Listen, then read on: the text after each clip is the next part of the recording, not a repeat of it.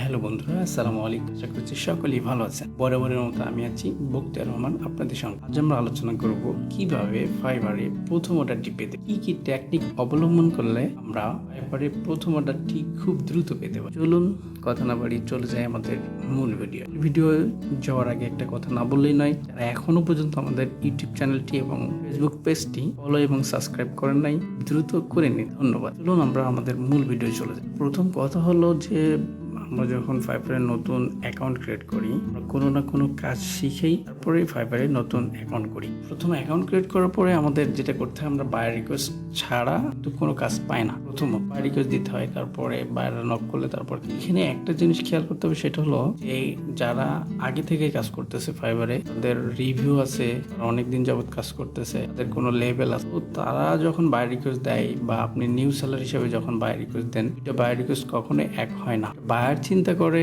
Buyer ধরুন $100 আপনি সেটাই বিট করলেন বা আপনি বায়ার রিকোয়েস্ট পাঠালেন, আপনি $80 বললেন যে আমি কাজটা প্রপারলি $80 করতে পারবো। সেম লেভেল 1 লেভেল 2 বা যাদের রিভিউ আছে তারাও কিন্তু সেম কাজটাই করে, $80 বা $90 ভিতরে সে কাজটা করে দিতে পারবে। এখন বায়ার দেখে যার রিভিউ আছে তারে কাজটা দিলে সে নিশ্চিন্তে থাকতে পারবে, সে প্রপারলি কাজটা করতে পারবে। এই জন্য নিউ সেলারদেরকে তারা বেশিরভাগই এড়িয়ে চলে। আমি যেভাবে প্রথম কাজটি পেয়েছিলাম সেটা আমি দেখাবো। পুরো ভিডিওটা দেখতে থাকুন। চলুন আমরা দেখি আমি কিভাবে ফাইবারে প্রথম অর্ডারটি পেয়েছি। আমি যখন নতুন, তখন এরকম ভাবে বায়ার রিকোয়েস্ট দেখতে একটা হঠাৎ এমন একটা বায়ার রিকোয়েস্ট পাই যেটা আসলে আমার সঙ্গে যাই। আমি সুন্দরভাবে সেই কাজটি করি। কোনো কারণবশত, কারণ প্রথম অবস্থায় এরকম রিফ্রেশ করলে বায়ার রিকোয়েস্টগুলো চলে যায়, থাকে না। আমি লিখতেই লেখা কমপ্লিট হওয়ার হতে আমি যখন এই সেন্ড অপশনে ক্লিক করি, তখন আর ক্লিক হয় না, এরকম যে আসবে সেরকম আসে না। তখন আমি কি করি, আমি যখন